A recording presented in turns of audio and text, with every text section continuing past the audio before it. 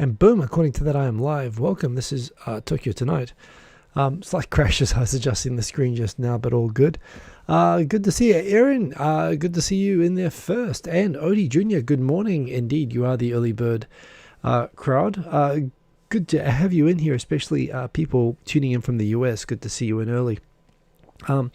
Yeah, it's been a quiet few weeks. Again, Corona. I know the world is going crazy with Omicron at the moment, but yeah, from a Japan perspective, there have been 2 cases caught in customs, but there still haven't been any cases in the community in Japan. In fact, the numbers have been now below 30 cases for like more than a month in Tokyo anyway. So yeah, the whole country still remains. I mean, again, it's considered inevitable that the country is going to get a 6th wave at some point, but so far, especially given that it's winter and, you know, people are in less ventilated spaces and so on, and people are definitely now using trains more, areas are more crowded, so it's a bit mysterious, but things remain good in Japan, so, you know, no complaints about that.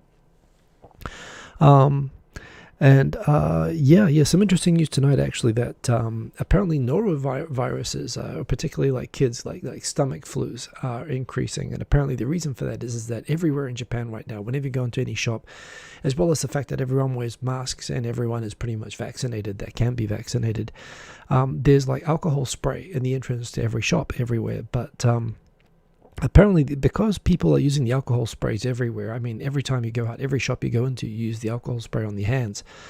And so that means that, you know, I've like disinfecting my hands like 3 or 4 times. It feels excessive. So it means people don't spend as much time, you know, doing the full never going to give you up course when they're washing their hands with soap when they get home. And it turns out that, yeah, for, oh, pardon me. I hope that's not, it's a bit dry right now. Another reason that it should be going around more. So, yeah, apparently the alcohol thing works well for breaking up the DNA in coronavirus, but it doesn't work as well on things like noroviruses and so on. So people are washing their hands not quite as well as they were last year. And the result is that people are catching noroviruses more easily. So the reminder that just because you're using alcohol everywhere and that works for noroviruses, it doesn't mean you shouldn't be washing your hands properly with soap when you get home. So there's the first PSA for today, especially if you're in a part of the world that's in winter. I know down in New Zealand and Australia, everybody's enjoying summer at the moment. Yeah, we are in, by the way, the lovely part of the winter season. It gets kind of crappy in like February in Tokyo, but this time of year it's pretty much sunny every day right now. Oh, one thing, Aaron suggested at some point I should video one of my runs, and to that end, let me show you.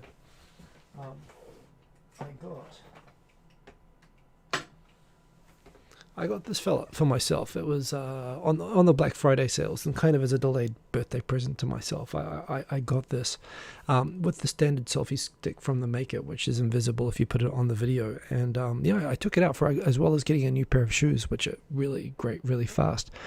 I thought I'd never tried running with a selfie stick before. It seemed a little bit silly, but yeah, the idea with this, because it's a 360 camera and because it generally looks better if you hold it at a low angle, rather than trying to hold it up like you would, you know, like a normal sort of a selfie stick, like pointed in front of your face, you just kind of run with it sort of hanging down almost. I mean, to anyone looking, it's probably not even obvious that you're actually, you know, recording anything.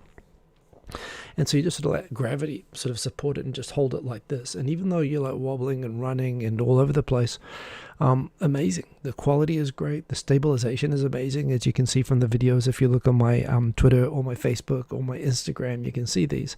I posted one of the videos on YouTube as well.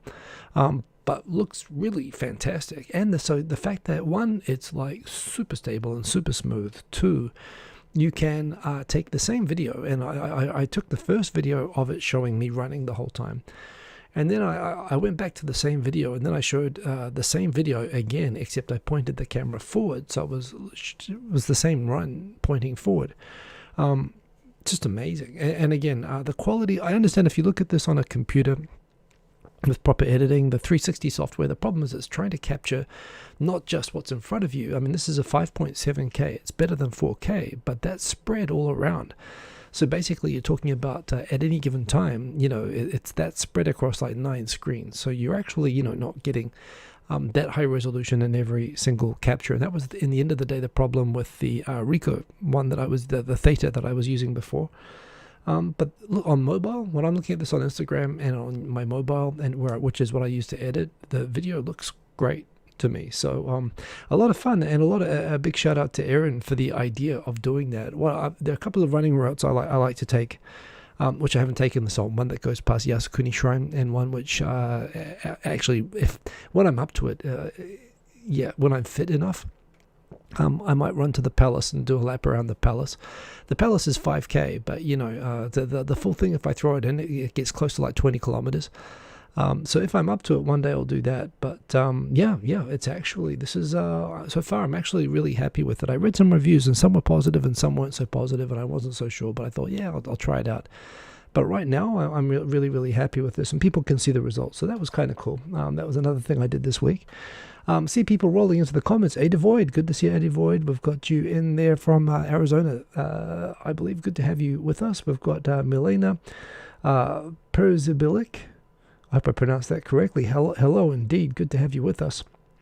Not that much. Good to see you. Remember, if you want to get my attention, you don't actually have to do the @mark Hiko Simon anymore. It does, as you can see from what OD Jr. just did. You just say Hiko Simon and it will flash orange. If you want to get my attention or ask me a question or say something to me, when I scan back through the comments, I'll obviously stop and pay more attention if it's in the orange. So definitely do that.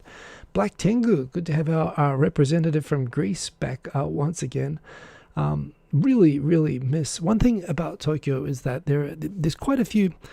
I used to work in a Greek restaurant in Australia, like on a cooking hot plate. I was covered in head to tail in lamb. And being from New Zealand, I didn't think I could ever get sick of lamb, but I came close working in a Greek restaurant. But yeah, some of my favorite food in the world. There are Greek restaurants in Tokyo. There's like 2 or 3, but in Tokyo you can find like, Tajik food. You can find like, any kind of food basically. I mean, it's a 35 million, person sort of greater Tokyo area. For all of that, for as amazing as Greek food is, the fact that there's only like 2 Greek restaurants, there are, for a proxy, again, I'm not from Greece, and so no offense by the statement, but I do love Turkish food as well. And there are some obvious similarities between the food, and there is a lot of Turkish food in Tokyo. So I try to get by with that. But great to have someone from Greece watching. I do appreciate always. Black Tango, good to see you. We've got 270 AJ. Hello, good to see you. Tokyo 503. Hello indeed. Kerberos Tenshi, good to see you. Hope that the numbers stay low so Japan can reopen again. Well, we're going to talk about that. But yeah, I was getting optimistic myself, but it looks like that's getting dashed, even though the numbers are still excellent here in Tokyo. So yeah. Milchman 2, excellent to see you. Davo Dentetsu, good to see you indeed. Tokyo Tonight is Western Australia representative in here indeed. We've got DJ Sunny Side Up, sup indeed, good to see you. Love that you keep on making new music as well, it's awesome. Policy Otaku, don't recognize the handle, but good to have you in here. Thought your new kicks, new camera and a selfie stick video look great. Curious what the background music is. The background music is approved music that's actually in the editing app for Insta360. There's like a library of music that you're allowed to use, which I guess is going to not trigger copyright strikes. It's pre-approved. So I used it. Honestly, I mean, I would love to use my own music. The thing is, actually, when I run, I listen to, in fact, I'm going to introduce, actually, I use an app called Pace DJ, which actually, takes music that you listen to and it detects the BPM. But also, if like you're running, you can set it that I'm going to run at 165 BPM, and it's basically like listening to music. It's like being at a concert and dancing, except you're running. But if you pick a track that's like 168 BPM, or that's like 84 BPM, for example, exactly half of that, it will actually beat shift. It'll just adjust the pitch so that you can keep running. Everything you listen to will be at the same BPM, and I can adjust my pace by adjusting the music and run to it. So from that perspective, I'm actually listening to music when I run, and I've always thought it'd be kind of awesome to share. Like, for example, tracks that I've discovered are good for like lifting when you want to run. Sabotage by the Beastie Boys is awesome. There are some tracks that I like that just help me sort of pick up and that are good, and sometimes that help me remember the run, and I would love to show that, because if I put that music on, I would be running in perfectly in time with the music. It would be like a music video, so I would like to do that, but right now they don't have that. I guess I could edit the video, I could export the video and then edit it again. The quality would degrade a little bit and I could put my music over it, but of course they don't have copyright strikes as well. Although I must admit, now that I've said it out loud, I feel like I should do that. I might do that one day.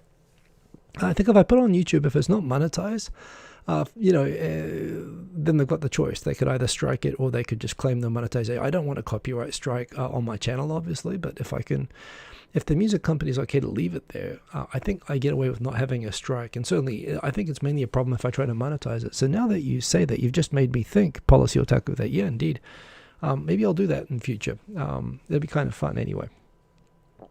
Aaron, you like the Instavid that distorted and looked like I was running on top of the globe. Yeah, well, that's the thing. You can adjust all the different perspectives, and that's it. It's taking, all the time, it's taking a 360 shot, like a globular view, and you can like zoom out and make it look like you're running on a globe. You can show super wide, you can show narrow, you can point in any direction. It's awesome. Yeah, that's what I like about it. Juan Johnson, excellent to see you. Welcome indeed. Kerberos Tenchi watched the American F-16 this morning that took off from Aoyama Airport, losing its... I didn't know about that. It lost its external fuel tank. That doesn't sound good. BTC Chiba, excellent to see you. DJ Sunny Side Up, I'd be great at marching band. Maybe. Yeah, actually, I do like rhythm games on PlayStation and stuff like that back in the day. Bust a Move, that was a great game. I could do that entire game perfect. It's sort of as DJ practice. I mean, DJing back in the day, you actually did have to be able to count and match beats. And I still am pretty good that I can listen to most tracks and I can tell you pretty accurately, pretty quickly what BPM it probably is. Not by being able to, I'm not like a drummer. I can't actually just listen to a track and say, oh, that's that. But I'll have a reference track. I'll like actually mix in my head. Does this match the BPM of another track that I know the BPM for? So yeah, I totally do that. Degens Konto, hey yo, Shoreline mean Japan's 25 hours. Was it 25 hours of toughness? Yeah, we will get to that. But certainly, DJ Sunny Side Up gets copyright strikes all the time, but not looking to make money, just testing mashes and seeing the response. Indeed. So yeah, I think it's only if you monetize it that they'll actually like take down your channel. But yeah, I'm sure you'll get the claim and the notice that someone is putting, monetizing your video and taking money or whatever. Mr. Quality Chap, as you know, I have never. We're only 15 minutes in. I haven't started the topics. There aren't a lot of topics tonight either, but yes.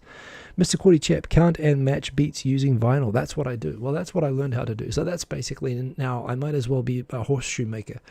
But that's what I learned to do. I never had a problem with electronic. I remember when CDJs came in and DJ friends were saying that's like cheating. I always thought it was good. It gives people just more time to focus on putting together better playlists and, putting on more of a show. Now, of course, that you can automate everything, and I haven't learned basically how to DJ with a computer, but I think it's an awesome thing. Actually, it's like all technology; it gives you more time to think about, improving other things. So yeah. Anyway, that said, I think I've said hello to everybody. If you have not said hello yet, please do say hello. There are 18 people watching right now. Remember to like if you like. I mean, you can wait to the end of the video to make up your mind. Otherwise, yeah, I'm going to jump in and go through the news and so on, stuff that's going on in Japan at the moment.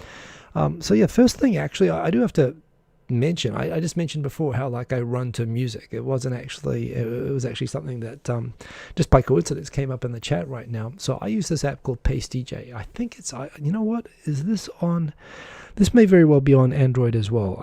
It certainly is on iOS.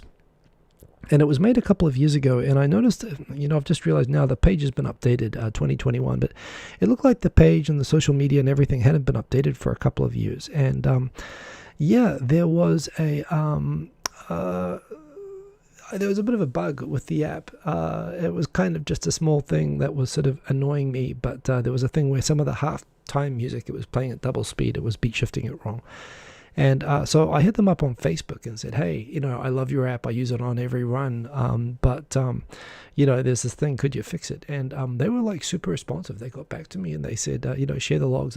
Here's all the logs. And, by the way, here's a couple of other things that I'd like. And they said, yeah, dude, we'll push the app. We'll do an update. We'll talk to the dev now. And 2 days later, they pushed a global update on this app. And it had all the requests that I'd done fixed. So now I feel kind of invested as well. Like I just said, this app, Pace DJ, I'm recommending it because I use it, obviously. I'm talking about it because there was actually a bug with it. So I'm definitely not a paid promotion. I would love to do a paid promotion on something that I use one day. But no, this is just a good app. And again, the point of it is that I did do a couple of runs when I was testing the shoes, and sometimes I go out running listening to podcasts and stuff like that. But it's true that when I'm running, I mean, I use my Withings watch to check my heart rate when I run. I track it on Strava. I do all this sort of stuff. And it's true that when I am listening to music when I run faster. My heart rate stays lower. I'm more relaxed and I run faster when I'm running to music. In terms of the right BPM to run to as well, I'm still kind of exploring that. It kind of depends on my mood. I find if I run at the same BPM for a few days, I sort of start getting more and more tired of that. And sometimes I just adjust it by like one beat and it goes faster. But also, you know, like when I want to speed up towards the end of a race or whatever, or the end of a run, I always like to try to, you know, increase my pace for the last 1 or 2 kilometers. And there are a couple of segments, like time segments, which the app keeps track of. So whenever I want to lift it, yeah, you just increase the BPM on the music. Fortunately, you know, back in the day when I used to DJ, it was mostly drum and bass. And before that, when I was very, very young, when I was like 18 years old, I listened to a lot of happy hardcore techno, which is actually where drum and bass comes from. It's actually like there's a bunch of subgenres of all of this music, but the original RM break beats all was actually before drum and bass. Drum and bass originally existed as a subgenre of happy hardcore techno. And then, you know, and there was a time when drum and bass was different to jungle. You know, and jungle was kind of cooler and darker, but I was drum and bass. I was the actual originally into the breaks. So I've got a ton of this music that is like perfect because I generally use 165 as my default, and depending on how good I'm feeling, I might run at 167, 168. And when I want to lift, I might go 170 or 172. That's sort of heart attack territory, honestly. But 165 is actually pretty comfortably. I can run pretty comfortably. But what I found was when I used this app, and I had to go through my whole, you know, iTunes library, which is enormous, I discovered that all the hip-hop music that I have, which I also love, a lot of it is like exactly half of 165. It's like, you know, 82, 83. Or it's like 88, but it can be beat shifted down so that you can listen to it. So it's like half beat, but it still keeps you at the same rhythm running. And there's a ton of great hip-hop music. So basically running, listening to like hip-hop and drum and bass and, you know, hardcore techno is pretty fun. It makes me, I get to get out of the house, I get to have some fresh air, I get to look at some scenery, I get to listen to some music, I actually get to sort of clear my head, think a little bit. So it's something I love doing.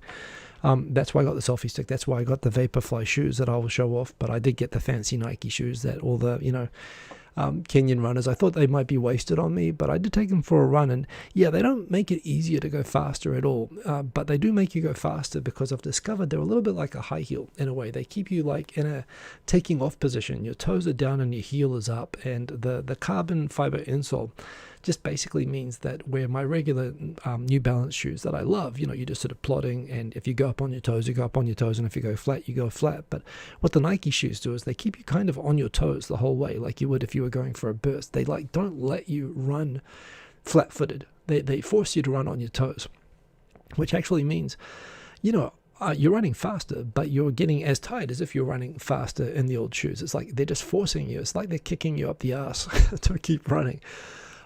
So they do, I kind of get it now. They are faster, but they're faster in the sense that they make it uncomfortable to run slow.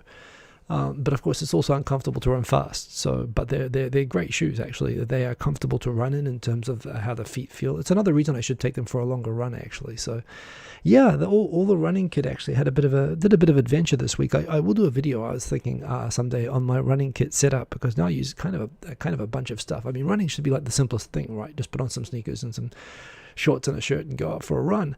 And that is more or less what I do. But now that when I break it down, there's a lot of elements that I've kind of picked up that make it kind of fun. So I will share that sometime. But yes, shout out to Pace DJ and the developers for being, one, for making such a great app, and two, for being so responsive when I asked for an update.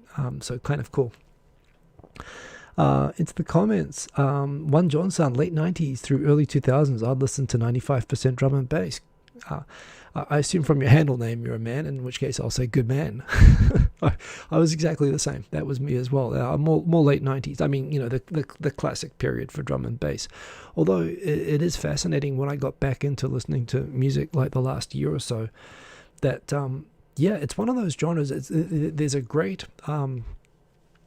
analogy when you look at there's some great documentaries on the history of drum and bass, and they point out that drum and bass kind of had longevity from the fact that it never quite got mainstream. It always had a couple of tracks that got mainstream, but it didn't never became like a huge fad. It was just below that the whole time.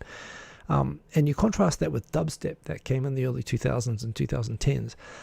Which I think dubstep is cool. I love me some Skrillex. It sounds cool, but it got too big. It just got above where drum and bass was, and it got into the mainstream. And all of a sudden, then it became like bro step, and there was a huge backlash against it.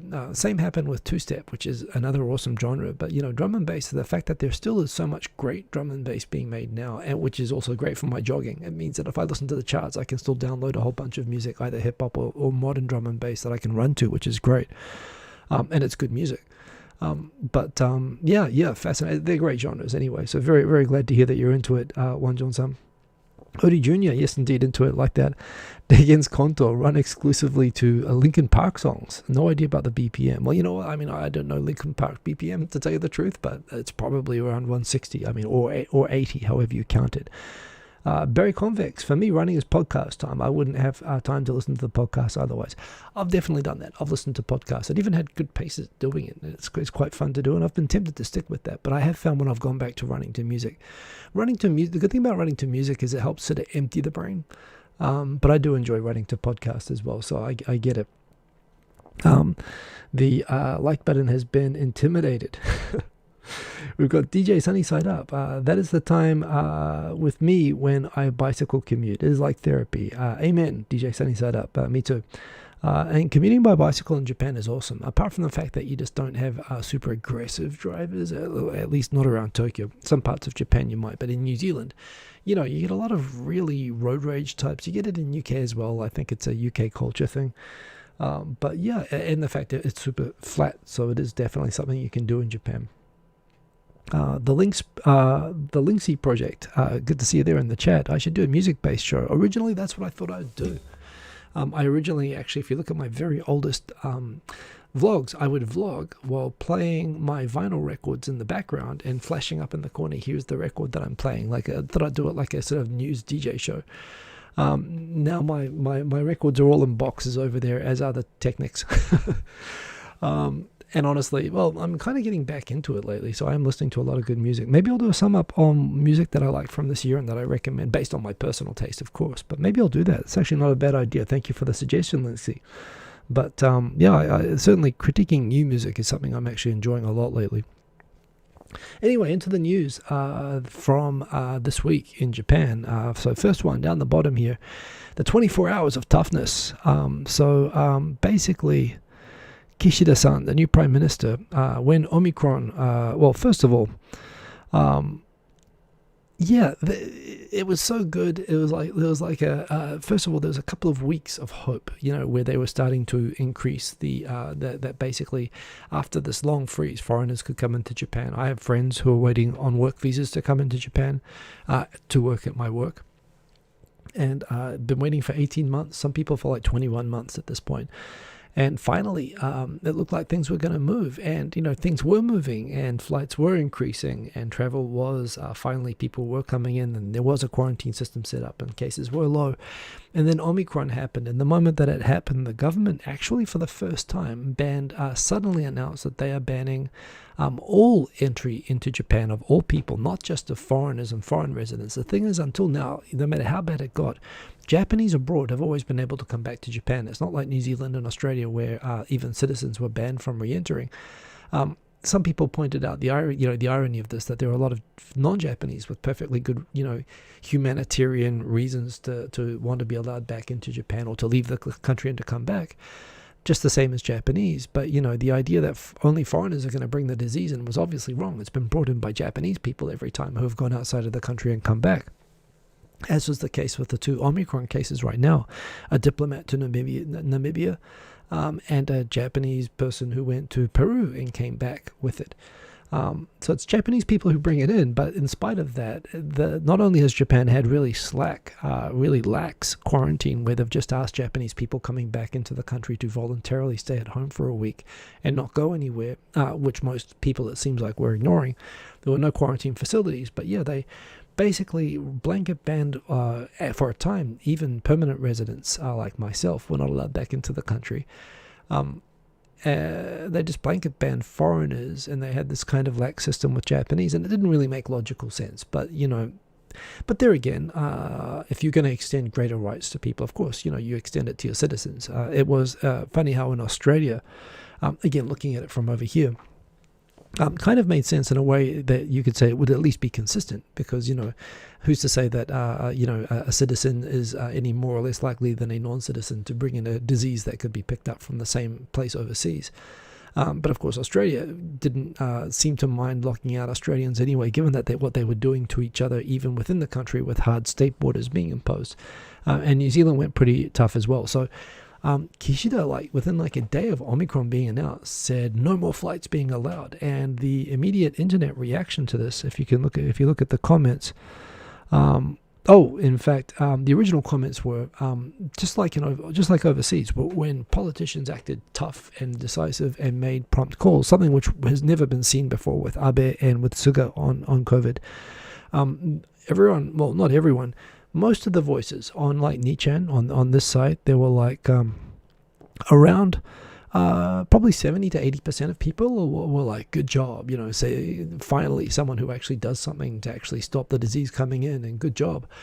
A few Japanese people did notice. They said, well, wait a minute, so we're not even going to let Japanese people come back in? What if there are humanitarian reasons? People have been talking about there being legitimate humanitarian reasons to come into the country, like kids being left behind in Japan but going overseas temporarily for a funeral or for an emergency or something like that. But there were people who said, hey, is this constitutional? Can you actually ban Japanese people from coming to Japan? Some people were asking it, but apparently, in the end of the day, what was most decisive was the airline companies, which were basically told to suddenly cancel all of the flights of all people that had flights with them, and all the airline companies saying this is going to, JAL and ANA saying this is just going to put us out of business, to the Ministry of Transport. Apparently, the Ministry of Transport, before telling the Prime Minister, said, you know what, you don't have to cancel all the inbound flights. We're going to change our minds on this. And the Prime Minister announced 24 hours later that, on second thoughts, we think that it might be a little bit too extreme to be, stopping everyone from returning. So we're going to put on the travel ban, we're going to put a hold on that. It's going to remain in place for foreigners, but for Japanese, you can return. And so everybody immediately sort of said, there we go, as we thought. He couldn't stick it out. Of course, what happened after that was it came out that it wasn't actually the Prime Minister, it was the bureaucrats that actually overruled the Prime Minister under pressure from the airlines and changed their minds on this, which again showed who is kind of in the steering wheel, who is actually driving the car of the country. It's always the bureaucrats, it's never the politicians. The fact that they overruled the Prime Minister, and when the Prime Minister found out after the fact, he then made an announcement to make out like it was his idea, but it wasn't. I kind of made the analogy on Twitter. It's like the kid in the back seat discovering that the plastic steering wheel he's holding actually isn't steering the car. That's Japan. I mean, and on the one hand, generally speaking, I do think that elected, accountable people should have more of a mandate to run the country than unelected bureaucrats. Bureaucrats are supposed to work for elected politicians. Who are elected based on their policies. The thing in Japan is that, of course, everyone knows that's a fiction. Politicians don't even have policies to begin with. And, they often actually say that policies are far too important to leave up to politicians. We allow the career bureaucrats to decide them because, they're better educated, which they are. But, it's kind of funny how Japan has it's basically Yes Minister, as a documentary, which Yes Minister kind of is a documentary. I mean, Yes Minister, for those of you who don't know, look it up on YouTube. It's one of the best. If you're ever into anything politics, it is the best political comedy ever of all time. In fact, it's, and a lot of people say it's practically a documentary. Well, Japan really runs exactly like that. I'm also made a bit of a few comments myself about this at the time, that on the one hand, yeah, Abe, I mean, I was critical myself of the fact that Abe was kind of, because he had a resurgence of his medical issues around the same time that COVID started, and he was just AWOL. He was absent without leave. You couldn't see him. He wasn't making public statements. And the government appeared not to be taking action and confused about what to do. Same with Suga, actually. Suga came in and he took more action, although at times it seemed like the actions that he was taking, were the opposite of what you should be doing, like going ahead with the Olympics. And things like that. And he got a lot of criticism for that. And he wasn't good at communicating what he was thinking, or at least what the bureaucrats were thinking that he was following. But at the end of the day, when you look back, Suga's never going to get credit. In fact, he probably had to resign over his handling of the COVID situation. But at the same time, the results, Japan had much better results than a lot of countries with leaders who were getting praised for their handling. You take, Germany was getting praised, and how, a lot of other countries were getting praised. Japan was doing better, and yet there was much less appreciation among people in Japan who felt like Suga was doing a bad job, mainly because his communication skills were down. But I did appreciate the fact that we didn't have populists who were sort of making a theater out of ramping up, to draconian sort of countermeasures to try to make people feel safe. Safety theater, taking safety measures to make people feel safe, like was very much the case in Australia with the states competing to act tough against one another, and so on. And, which had a great positive effect, that Australia was actually COVID free and people could actually go and enjoy sports matches without masks and all that sort of thing. Although in the end of the day, it hasn't been 100% anywhere, of course. But I kind of thought, I'm glad I was in Japan, that we weren't going through all of the sort of dramatic posturing as to who's going to be the toughest and taking, the most extreme measures. It felt a little bit like Kishida was going down that route of other places, sort of knee-jerk, okay, we're going to ban all the people, even if they're on fire. Or, just this kind of extreme stuff. But it seems like in Japan, apart from the fact that people did wonder if Japan, if for a country that can't even constitutionally have a lockdown, can you ban Japanese from entering Japan? There was less than 24 hours of debate. In the end of the day, what was decisive was not the human rights of the Constitution. It was the economic needs of the airlines and the ties between the travel industry and the Ministry of Transport that was carrying out the ban. That's what decided it. But still, an interesting 24 hours of acting tough. So that was the thing that happened this week anyway. Back into the comments. I saw that there were a few there. Let me go back up. One Johnson was listening to a 99 Ed Russian optical set yesterday. Nice. Natsukashi. That's Natsukashi, nostalgic for me. That's good stuff. Black Tengu, aren't Kishida's ratings falling? I haven't actually checked recently. He's only just gotten the job. He has come in with a lower... although right now he's got good ratings, they're not as good as Suga's were or Abe's were when they came in. Partly because and that was the other funny part of this.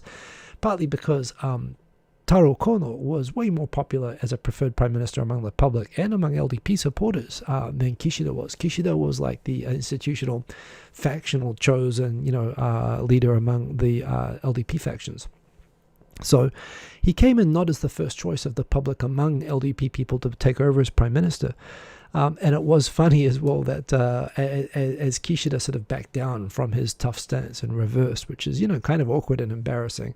Some people pointed out, it was good pragmatism and, good leadership, which I think actually you could say that it was. It's always good to have leaders that are flexible. Although, was he really being flexible, or was he really being, cowed by the bureaucrats? But in any case, the LDP PR head decided to hold a press conference right when Kishida was backing down and probably going through his most difficult moments since becoming prime minister. You might remember that the LDP decided that Kishida's greatest rival, they had to put him somewhere where he couldn't do any damage or draw attention away from the prime minister. So they stuck him in the old punishment role of putting him in charge of PR for the LDP. So he called a press conference right after Kishida backed down. And he didn't exactly say, hey, everyone, do you miss me yet? But, he did like a 1.5 hour press conference in front of the Foreign Correspondents Club of Japan, where he spoke in English.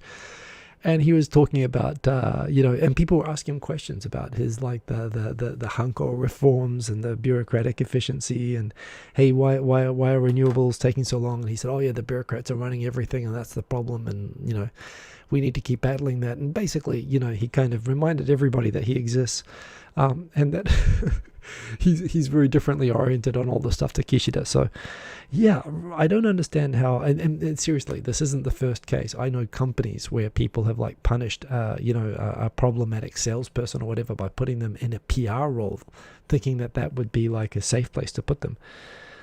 So yeah, and here is the thing as well, where again, just when things started moving again for students and for working visas, even when there were exemption cases and they were starting to accelerate, and this is what I was hoping I would get that my friend would get. Everything's frozen again for foreigners, which is a shame, and we're back from, I was really optimistic. I think I was saying, hey, maybe January, the doors are going to open, maybe even sooner than that. I don't know again, I don't think, if there is no sixth wave, if we somehow have no increase in cases like between now and February, I think maybe we could reopen in February. But I think the world's going to figure out what this Omicron thing is, and if it's actually a big scary thing or not. They're still trying to figure that out. But the thing is, I don't think we're going to get to January without having another significant wave. I really don't understand how we're not having one already. So, and based on that, then the reopening, I was really optimistic that it would be early next year. But I think, like best case scenario now is like April or May, and geez, it could go on longer than that. So yeah, it's disheartening but at the same time as it's disheartening, and I can see all this going back, and I can see all these things getting wound back. Fact is, we still had 20 cases today in the Tokyo metropolitan area, 14 million people. 20 cases. I mean, it's crazy. Yes, Japan doesn't test as much as other countries and so on, but still, the positivity rate is also really low as well. So yeah, anyway. BTC Chiba, WHO, no one has died from Omicron variant. Media, let's continue with hysteria anyway, just to be on the safe side. Yeah, well, that's part of it. People, again, we've only known about this thing for like a week, but it does appear to be a fairly mild variant. Of course, the fear is that it might not work as well. It might dodge how the vaccines work, and it might mutate into something scary. And I get that, but, still, there is a question as to, perhaps, I don't know, maybe this is the one that everyone, and the fact is that people who have gotten it get it again. So catching it doesn't make you immune, but there is this idea that if there is a way of catching it that can make you immune, getting a weak version of it, that works with some diseases, right? I don't think that's the case with this one. But I don't know, maybe if it's inevitable that, sooner or later everyone's going to get it anyway, and maybe at some point, we're just going to build up a resistance to it.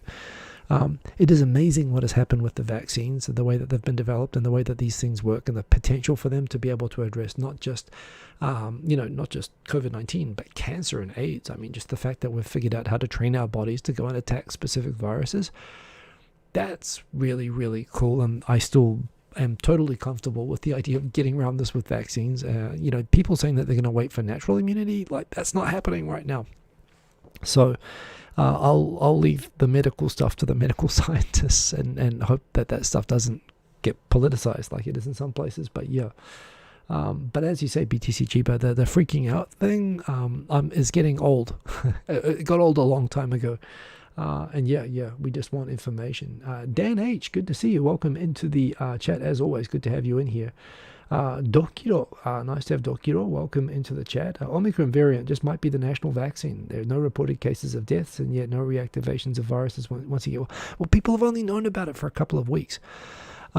So yeah, in terms of, we don't know if it can reactivate, or if it will cause long COVID. We don't know anything about it yet. But again, the optimistic side, Dokiro, as you say, is that maybe this is the gentle version that we let everybody catch like a regular cold, and that this is how it burns out. That would be wonderful. And I guess we've got to look at where it came out earliest. And it turns out it came out earliest in Europe. It came out in Europe before South Africa. It was just detected first in South Africa. But this also highlights the problem with the countries are almost penalized for discovering these things. And it also calls out that how is it that scientists in South Africa are catching these things before scientists in Europe? It goes against the stereotypes of which countries you think would be better at this sort of thing. But yeah, Anyway, so many comments. Let's keep going forward. We've got down here, we've got Andrea Moboy. Good to see you, Andrea Moboy. Policy Otaku, good to see you as well. By the way, remember, if you want to draw my attention, I will skip over if you don't say my name. But I did see a Policy Otaku. So what are the quarantine rules this time? Is it still voluntary for 1 week? No, it's not. It's if you've been double vaccinated and properly double vaccinated by vaccine recognized by Japan and all this and that, it's 3 days. And it's 10 days in other cases. And right now, I think they're basically making it 10 days for everybody. Just with the Omicron thing, they want to catch it. So yeah, Andrew Moboy, excellent to see you. Just checking in on the butter stocks before heading to bed, 1 a.m. there in Melbourne. Indeed, thank you for joining. I do appreciate it. Yeah, butter stocks. I had butter tonight. The butter stocks are okay. We are not having, we got a million and one problems, but butter shortages this year are not one.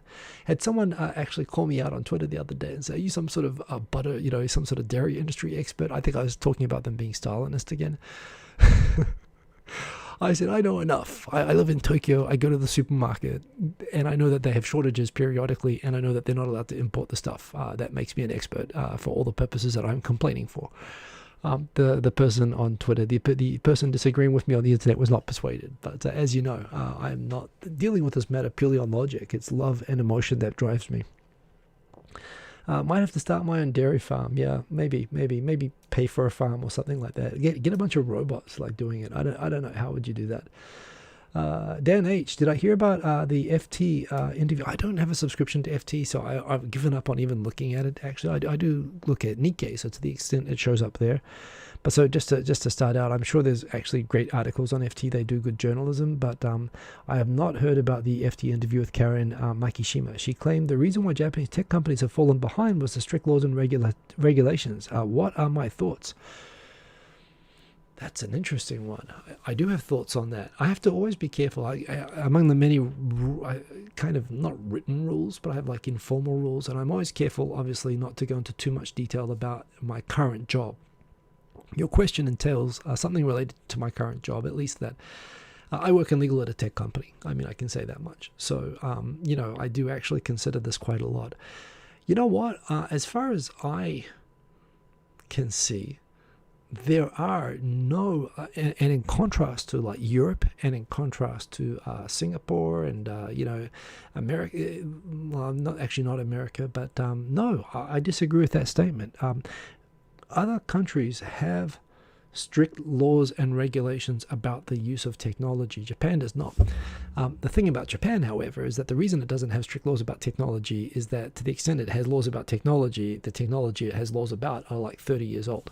So the problem that that person might be talking about is the fact that you do deal with companies in certain sectors like broadcasting, like telecommunications, which are really heavily regulated, but they're regulated based on a presumption of use of 30-year-old technology. And you get two types of companies in that space. The absence of being, talking about use of AI or use of latest sort of tech. Old-fashioned companies will say, in the absence of being told it's okay to use that tech in the regulations, they'll feel like, and without an affirmative yes, they can't do it. They need the regulators to say it's okay, and the regulators are sitting there thinking, well, we're not sure if it's okay to say it is okay. But at the same time, there are also a number of startups who are taking advantage and saying, well, the absence of saying that we can't do it means that we can do it, and we will do it. And there are banks like Sony Bank, and there are telco companies like Soracom and so on that before there were any kind of regulations or mentions of using like totally online services and so on have been doing that. So there's a ton of innovation, but I think it's not so much the problem. The regulations are not the problem themselves. I don't, again, there are very few blockers, like legal blockers to adopting any form of tech in Japan, but there are companies that have extreme conservatism and really want it to be absolutely clear and safe that they can use certain tech, and they are allowing themselves to be disrupted by innovative companies in Japan that are disrupting in that space. So I would say the problem isn't regulations; it's more overly conservative interpretation of regulations is a big problem, as well as certainly hesitancy to the extent that regulators are definitely not comfortable. They take decades to get comfortable with new tech to actually say it's okay to use this. So waiting for them, yeah, that will hold things back. So it's definitely holding back old school companies that are reliant, the old-fashioned big telco, the old-fashioned broadcasters and so on, are not innovating the way that broadcasters in other countries are because they're worried about the way the laws apply to them. But those laws do not explicitly prohibit them from broadcasting on the internet. I mean, there are specific things. There are things like with certain phone numbers or broadcasting in certain areas that you have to use equipment in certain geographies and so on. But there are still ways that you can architect around that, and companies that do that. So, and the companies that have done it haven't been punished for it. So I would say, yeah, actually that is a super good question, Dan H, or a super good interview. And I must admit now, by the way, I subscribed to Asianometry after you recommended it, and I love every one of their videos. Everyone should subscribe to Asianometry. So I'll take all of your recommendations are proving very good, Dan H. And this one as well. I will look this up. I would say there is a perception that where, to the extent you deal with old-fashioned companies that look towards regulations for assurance that it's okay to do something, the absence of regulations, the lack of speed for which they update regulations is an inhibitor. But the problem isn't the regulations. The problem is the conservatism of those companies. In fact, the worst thing you can do, in my mind, the worst thing countries can do is specify that you have to use this tech if you do this. Because the problem is you take things like security tech, it always improves. And I know cases in other countries other than Japan where, for example, they've actually said for certain types of workloads, you need to use this kind of encryption. You need to use state-of-the-art, 8-bit encryption. And they're actually prohibited from using the now standard available 128 and 64-bit encryption because they regulated back in the 90s that all systems had to use 32-bit encryption for some government systems in the US. So again, specifying technology in a way freezes technology in time, which is, anti-innovation. And actually, in the end, when you do it with the intent of security, it has the opposite effect. So in a way, the absence, it's kind of it's a typical case where Japan, in a way, is winning by doing nothing. I consider Japan to be extremely regulatorily friendly towards technology, but culturally, a lot of Japanese people are just not comfortable moving without it. So that is a great topic. Thank you for that. Those are my thoughts. That is a big part of my life, actually. And I spend a lot of time going around talking to Japanese companies saying, what you talking about, Willis, when they raise those concerns. And I say, hey, point out to me exactly where it is, and I'll give you 10 examples of other companies that are totally comfortable and killing it and are going to kill you. So, interesting one, actually. Thank you for the topic. Quickly going back down. Andrea Mulboy, butter is life. Damn straight it is. And good night. Have a good night there, Andrea. And Asianometry, thank you for the link there, Aaron. And yeah, it's a great channel. In fact, they just did a video the other day on Weta Studios, which is a New Zealand Hollywood. Well, as you can see, if you look at the video, it kind of explains. Normally, it takes Taiwanese and Japanese tech companies and tells sort of the history of these sort of semiconductor industry and so on. But they actually took Weta Studios, a New Zealand special effects company that actually is right now probably the top special effects studio, ahead of even Industrial Light and Magic, in terms of their profile, their profile in Hollywood. Started by Peter Jackson. It's crazy to me that Weta became as big as it's become, and it just got acquired. But yeah, great documentary recently on that. I highly recommend that. So, Mr. Cordy Chip, have I seen Undecided with Matt Farrell yet? I have not. Doppelganger, I will check it out. It must be a good-looking man. Next story. 10 minutes left. As always, I only have 5 topics, and I'm already behind time. Just an interesting one. This got some attention during the Olympics. I've talked about the Hague Convention on parental aspects of child abduction before. Japan has always had this problem. It has 2 problems. And a lot of people misunderstood that by fixing one of them, they thought both the problems would be fixed, and that is not the case. So the problem is that Japan, under family law, doesn't have a concept of joint custody. If you have a divorce, you don't go to a family law court, and there is no enforceable arrangement that you can make to ensure access to children for the estranged parent. Which in the majority of cases in Japan would be the father. And given that there's no cultural expectation, there is the expectation that basically if you divorce, you're divorcing your children as much as you are divorcing the other parent. And generally the greater family of the one side that takes the child takes over the role of parenting. That's been the traditional sort of expectation, but again, with the modern age, there's less involvement of extended family, and there's more awareness that in other countries the norm is that it is considered in the best interest of the child to have access to both parents, and indeed in the best interest and the human rights of the parents to retain some access to their children, even in the case of a divorce. However, Japan does not have a modern family law system, and it doesn't have any concept of joint custody. Basically, parents can voluntarily agree to allow access, but it still is actually kind of rare. There is an increasing lobbying in Japan to create a family law system, but it would have to be created entirely from the ground up. And again, introducing concepts like joint custody is kind of alien in Japan. So it's a difficult issue, and around this issue, there was always this problem that, okay, if you lived in America with a Japanese person, you had a kid with them, and you got divorced, and the wife said, or the husband, it happens with the husband too, says, hey, I'm just going to take the kids back to Japan on a quick trip, and they go back, and then you never hear from them again. People were shocked to often discover that by taking the kid back to Japan, there's no mechanism by which they can gain access to their children. As a divorced parent, Japan doesn't recognize that the divorced parent without custody has any access. Effectively, there's an international system, a treaty system called the Hague Convention on Parental Aspects of Child Abduction, which basically works between countries that have child custody orders. What would typically happen with this is that if you have a child, if you have a divorce in New Zealand, for example, and it looks like the mother's going to get the main custody and the father is Australian, and thinks that if I take the kid over to Australia and I go to family court in Australia, I can say that the mother is a terrible person and I can get primary custody, and then you'll have this problem that you'll have a custody order for the father in Australia and the mother in New Zealand. The purpose of the Hague Convention is to resolve conflicting custody orders.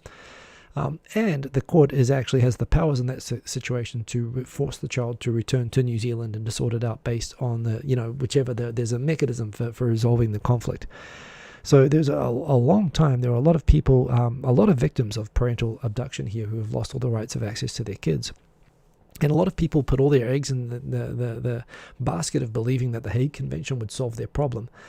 And Japan, under extended pressure after a number of high-profile cases involving parental abduction and all sorts of horribleness, that basically Japan was under a really heavy diplomatic pressure from America and Europe to sign up to the Hague Convention, and it did eventually.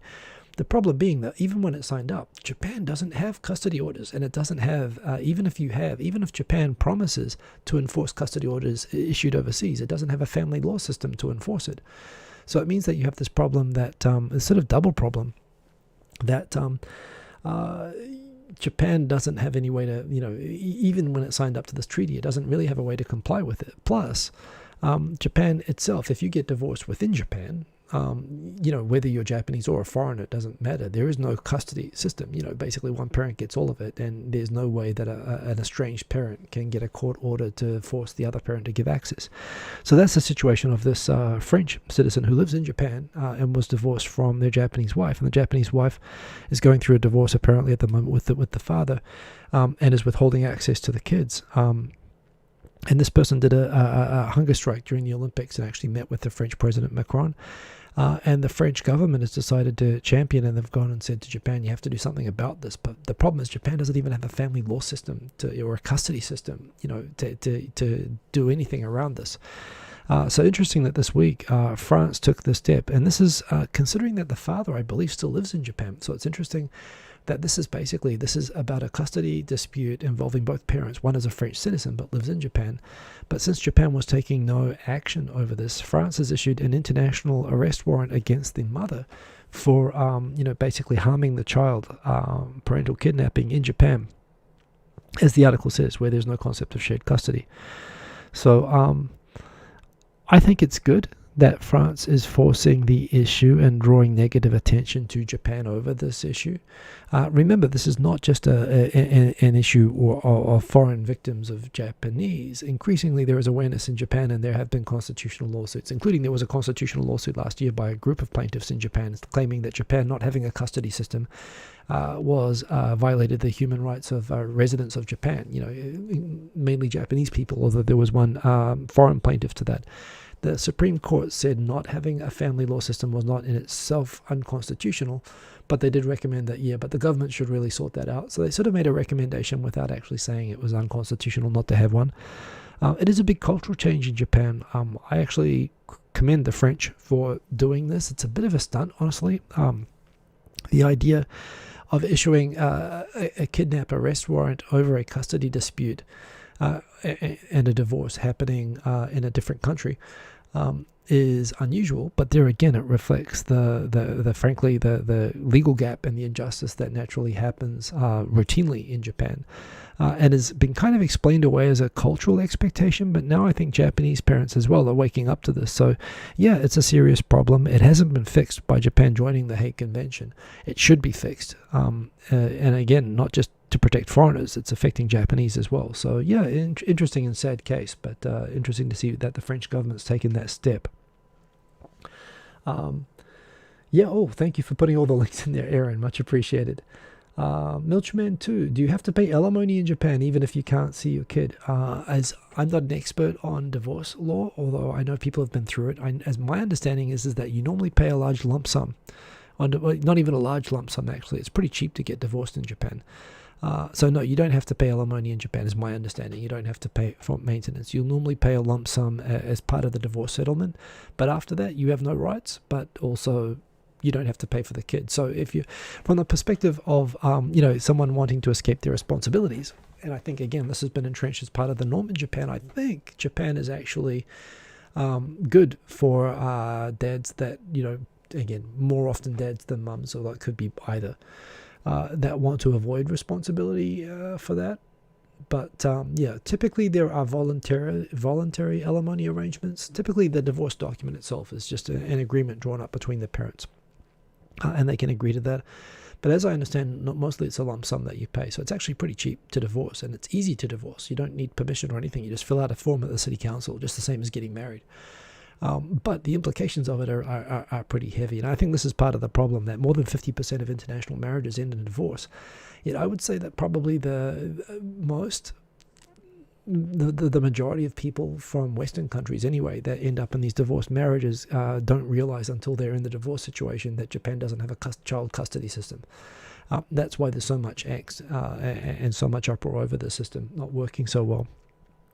Dan H., your personal understanding why tech companies are falling behind: corruption, complacency, it's good enough, lack of access to capital, and the lack of foreign talent. Yeah, man, I could talk a lot about that.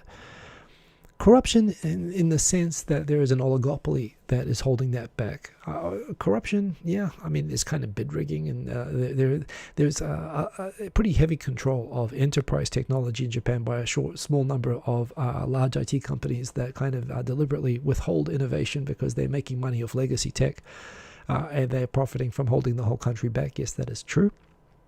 Not corruption in terms of paying bribes or anything, but there again, in terms of government contracts, there certainly is a lot of bid coordination, again aimed at obstructing new technologies. But that said, even with all of that, I wouldn't say it's outright blocking of new tech. And in fact, even those old companies are coming around and realizing that they need to update because their companies are forcing, their customers are forcing them to. So not corruption in the way that you'd think of corruption like in a movie, but it exists. Complacency, yes indeed.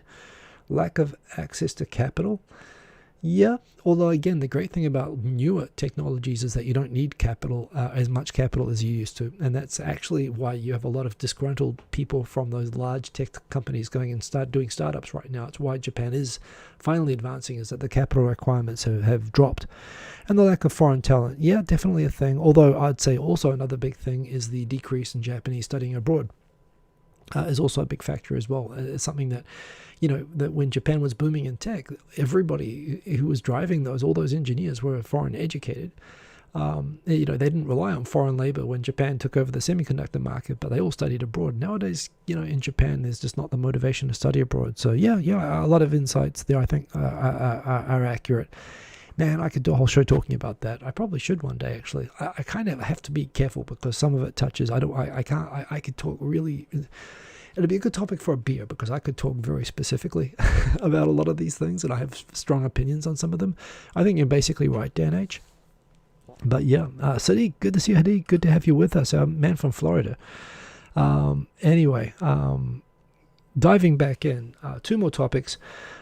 It's funny. Based on the fact that some prefectures in Japan, like a local seat, your vote in some parts of Japan is worth like, if you're in a rural part of Japan, like Shiga or Yamaguchi or Okayama, your vote is worth like 10 times more than the vote of a person in Tokyo. People in the city's votes are worth nothing in Japan, and this is how basically the LDP talk about corruption.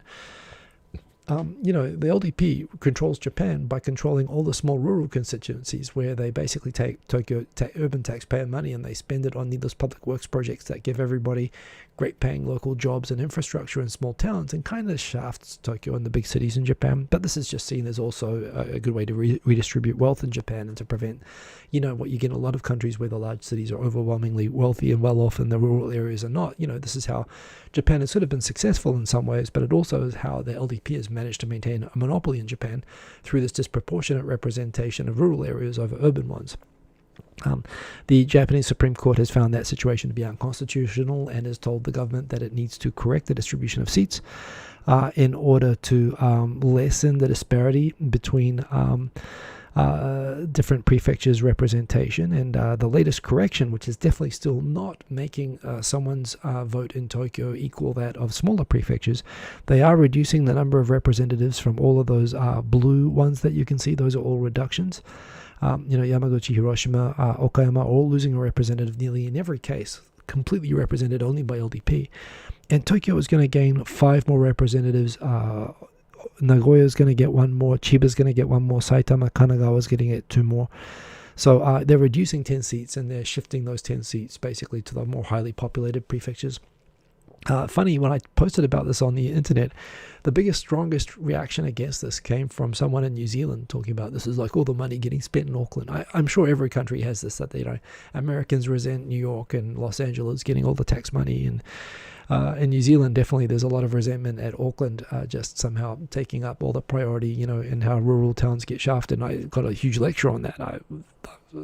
I haven't lived in New Zealand in 23 years, and when I was there and when I could vote there, it was as an Aucklander. So on multiple levels I don't care. Which is the problem. That's why everyone hates people from Auckland. I'm not technically from Auckland. I'm from Papakura, which is South Auckland. Okay, I'm kind of from Auckland. But this is totally different. This is a situation where people's votes in Tokyo are up to like 1/14 the votes of people from seriously who gives a shit back and beyond. Yamaguchi, that's Abe's prefecture. The LDP controls Japan because of this twisted electoral system, and these are basically rotten boroughs. These are boroughs that are like fixed for the LDP to always win without anybody, with hardly any voters. And this is a small correction towards that, but I think it's a good thing anyway. As a Tokyo resident, of course, I'm biased, but yeah, that's a thing. And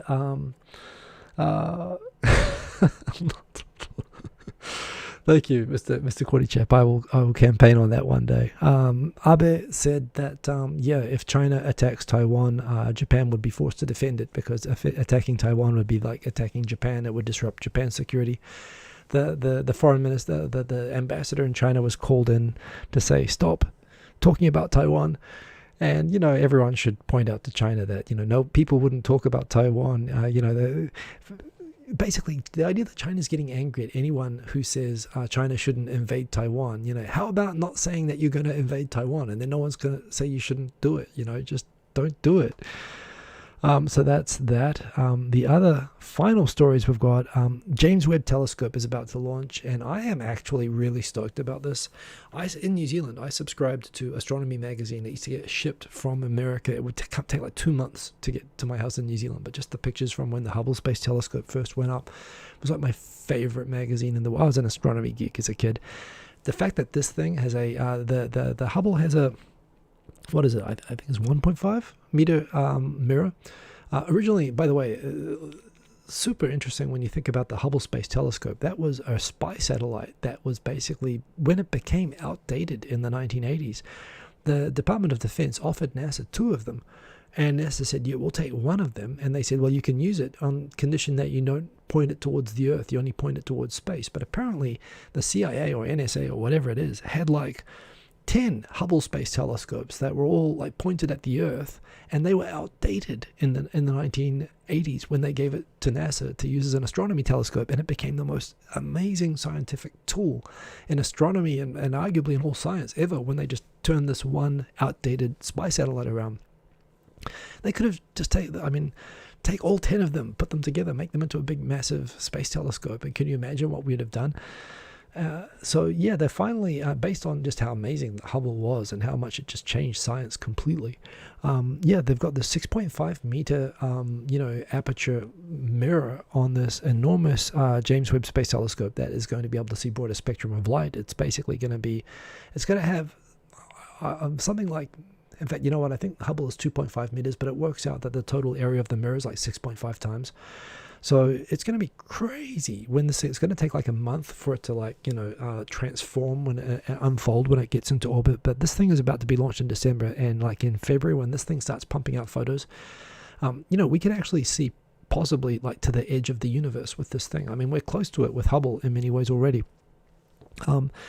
This is going to be mind-blowing. And again, when I was posting about this, I was just thinking, the idea, why wouldn't it be awesome if we could just have robots and put them on the moon that can just make mirrors and catapult them into orbit? You don't even need like rocket, because there's so little gravity on the moon. You can fling them out into space easily from the moon and just keep making a mirror that just keeps getting bigger and bigger and bigger until it gets like hundreds of meters or kilometers wide. And, you could see planets on different stars with that. And even if that takes like 100 years to do, why not just start it now? Why aren't we all just building robots that, and not only obviously for me, for astronomy, you could do that, but the other thing is that you could also use mirrors as solar collectors in space, and you could generate all the energy needed on Earth up in space and beam it down to Earth with microwaves. Look up the Isaac Arthur channel on YouTube if you want to hear about this sort of tech. But again, you could solve climate change and all the energy problems and have free energy for everyone forever. I mean, it'd take trillions, multiple, probably tens of trillions of dollars to do. But there again, if you'd solve all of the climate change and all the energy problems for humanity, you could do that. And again, you could do it just by putting, not as simple as simply putting a robot on the moon per se, but all the materials for doing it theoretically are up there. So again, if you could go and like figure out how to collect resources and manufacture and put them in space from the moon, you could actually, to me, I don't understand why that is like not the highest priority for humanity. This James Webb telescope is just going to be awesome. The other thing that's super awesome is that the New Zealand space company Rocket Lab, they announced yesterday their new rocket. Looks a bit like Starship, but it works totally differently. It's got like the James Bond fairing that opens up and can capture and release satellites. But yeah, this is going to compete with the Falcon 9, and it is just really, really, really cool. I want to get a model of that ththing. I was just actually browsing today, and there are a bunch of 3D printer templates that you can download for free. Problem is I don't have a 3D printer, but I want to get that thing. It's like it's going to be fully reusable, and it's going to be able to launch faster, cheaper than the SpaceX Falcon 9.